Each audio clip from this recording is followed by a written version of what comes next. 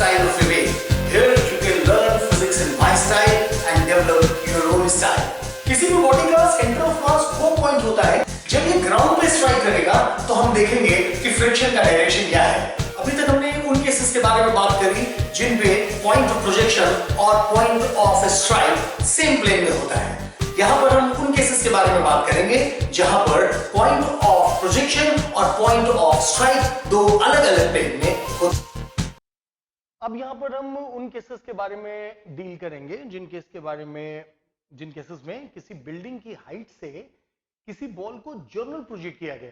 पीछे के वीडियोस में हमने देखा कि बॉडी इज प्रोजेक्टेड हॉरिजॉन्टली, लेकिन अब जरूरी तो है नहीं कि हमेशा बॉडी हॉरिजॉन्टल ही प्रोजेक्शन किया जाए। बिल्डिंग के ऊपर से बॉडी को फेंक कर जमीन पर लाना या जमीन से बिल्डिंग पर ले जाना, ये प्रोजेक्टाइल मोशन के सबसे जर्नल केसेस बनते हैं।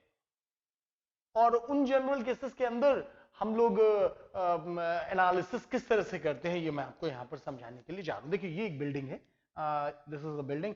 इस पॉइंट ऑफ प्रोजेक्शन 0,0 ये बड़ा इंपॉर्टेंट पॉइंट होगा हमारी इस एनालिसिस में, इसका हमको विशेष ध्यान रखना पड़ेगा। And the height of the building is taken as h as usual, this building is taken as h and the body is projected. देखिए पूरी एनालिसिस करने से पहले मैं आपसे ये चाहूंगा कि जो पॉसिबल केसेस हैं कि आपसे मैं सवाल पूछ सकता हूं कि यहां से यहां तक आने में टाइम कितना लगेगा, यहां से बॉडी की रेंज कितनी होगी, या इसी तरह से कुछ और चीजें। लेकिन इंपॉर्टेंट पॉइंट ये है कि पहले आपको ये देखना पड़ेगा कि जो बॉडी यहां से फेंकी गई है वो जमीन पर आ रही है, आ पा रही भी है या नहीं आ पाएगी। तो वहां पर कुछ केसेस रहते हैं, उनको मैं आपके सामने डिस्कस करना चाहूंगा। पहले केस में late us suppose the body is projected from this point here, this is I have this body and let us suppose ये इस प्रोजेक्ट्री को क्लियर कर लेता है, पार कर लेता है। तो हमने इसका प्रोजेक्ट्री का कुछ एक पाथ हाइपोथेटिकल सोचा अपने मन के अंदर कि हाँ भाई इसने प्रोजेक्ट्री को क्लियर किया, so let us suppose this is the path. ये देखिए यहां से ये बॉल की हमने एक जनरल प्रोजेक्ट्री डिजाइन करी। ये देखिए ये यहां से ये आया और ये आया और ये आया। ये देखिए सपोज कि हमने ये ट्रेजेक्ट्री एनालिसिस में हमने रखी और ये देखिए यहां से फेंका गया and let us suppose this is the velocity given to the ball. ये देखिए हमने इसको एक वेलोसिटी दे दी और इस वेलोसिटी से ये वाली बॉल यहां से प्रोजेक्ट करी गई है, इस पॉइंट से प्रोजेक्ट करी गई, यहां पर आई and this point is taken as 0,0. And the most important point in this analysis is the coordinate of this point. ये कोना है जो दीवार का, इसका कोऑर्डिनेट बहुत इंपॉर्टेंट रोल प्ले करता है। जैसे मैंने पहले आपको बताया कि जब हम ट्रेजेक्ट्री की इक्वेशन लिखेंगे तो हम हमेशा यही लिखेंगे, ट्रेजेक्ट्री की equation y is equal to x tan theta, x tan of theta minus of gx square upon 2u square cos square theta. ये देखिए हमने प्रोजेक्ट्री का इक्वेशन लिख दिया, ठीक है। इसके बाद क्या हुआ, तो जब ये मैंने आपको पहले सिखा रखा है कि जब भी हमारे सामने ट्रेजेक्ट्री का इक्वेशन आएगा तो हमको ये चेक करना होगा कि x और y में रिलेशन क्या है, यानी कि x की वैल्यू हम पुट करेंगे तो y की वैल्यू निकल कर आ जाएगी। आप इस तरह से देखें। Now at this particular point ये देखिए, this is very important point कि ये वाला जो पॉइंट है यहाँ पर, इस पॉइंट के कोऑर्डिनेट क्या है। तो आपने बोला सर ये 0,0 है और यहां से यहां तक की जो दूरी है वो आपने a दी है, a। इसका मतलब ये जो कॉर्नर होगा इस पॉइंट के कोऑर्डिनेट्स कितने होंगे, a,0। अब हमको ये देखना है कि ये बिल्डिंग जो है, ये जो बॉडी जो है, ये बिल्डिंग को क्लियर पार कर पाएगी कि नहीं। तो आपने कहा सर ये इसकी ट्रेजेक्ट्री की इक्वेशन है, ठीक है, और इस पॉइंट के कोऑर्डिनेट है a,0।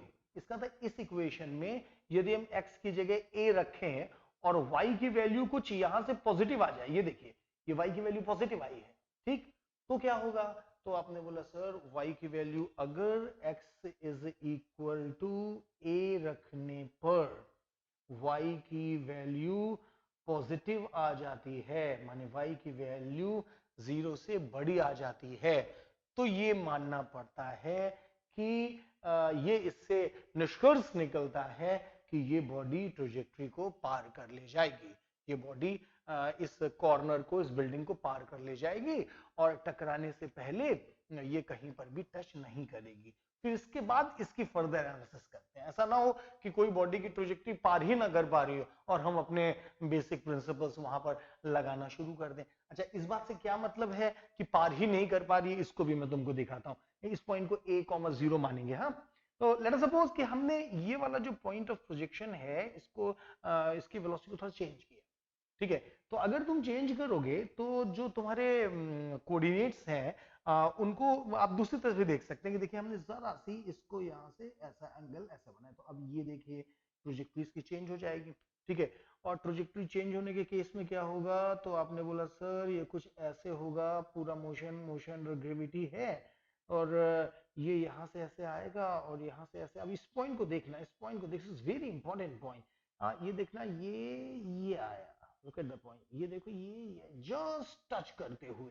हाँ, और ये ट्रैजेक्टरी जो है इसके बाद यहाँ से ऐसे मूव कर गई। ठीक है, यानी कि ये जो बॉडी है ये देखिए यहाँ से ऐसे आया, हमने वेलोसिटी को चेंज किया थोड़ा सा, ये गया ऐसे, ये गया, ये ऊपर गया, the whole motion is motion of gravity.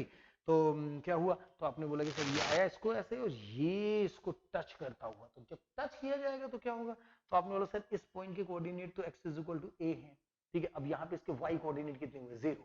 ये देखो 0,0 है, घूम के उसी जगह पर आया, माने इस पॉइंट के y कोऑर्डिनेट्स कितने हुए, 0। तो आपने क्या लिखा कि अगर इस इक्वेशन में x is equal to a रखने पर y की वैल्यू 0 आ जाए तो क्या होगा, तो ये वाला बॉडी इस कॉर्नर को जस्ट टच करके निकल जाएगा और फिजिक्स के अंदर ये ट्रैजेक्टरी भी एक कंप्लीट ट्रैजेक्टरी मानी जाएगी। ये माना जाएगा ये ट्रैजेक्टरी भी इसको पार हुई। ठीक, नाउ लेट अस सपोज आप कोई छोटी वेलोसिटी दे देते हैं, एंगल भी चेंज कर देते हैं, वेलोसिटी भी कोई छोटी दे देते हैं। ठीक है, मतलब मेरा इशारा किस ओर है, तुम समझ रहे होगे कि कोई बॉडी ऐसे थ्रो की गई कि वो बिल्डिंग को पार ही ना कर पाए। ठीक है, तो ऐसी कंडीशन पर क्या होता है, जरा इसको भी मैं आपको दिखाता हूँ। ठीक है, ये देखिए, late us suppose small velocity, हमने एक छोटी वेलोसिटी इस बॉडी को दी, and the velocity is here, look at the point। ये देखिए, ये सबसे मजबूत केस है सवालों के, प्रॉब्लम्स के अनुसार अगर देखा जाए तो ये सबसे ज्यादा मजबूत केस है। ये देखिए, ये यहाँ से गया, अब बॉडी की ट्रैजेक्टरी कैसे बनेगी, तो इस पर थोड़ा सा ट्रैजेक्टरी लंबी बना के दिखानी पड़ेगी। ये देखिए यहाँ से ऐसे गया, अब वेलोसिटी कम थी तो ये जल्दी लौट के आ जाएगा, तो ये देखिए लौट के ऐसे आया, इसके बाद ये ट्रैजेक्टरी यहाँ बना, के बाद ये देखिए ये यहाँ बना, इस जगह पर टकराएगा, इस जगह पे टकराएगा। चलो, टकराने वाले को मैं एक स्पेशल पॉइंट के तौर पे आपको दिखा देता हूँ।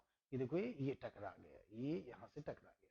ठीक है, इसके बाद क्या हुआ, तो आपने बोला सर ये नीचे आएगा, ये देखिए यहाँ से नीचे आया और यहाँ से नीचे आया और ये इस जगह पर ऐसे टच करेगा।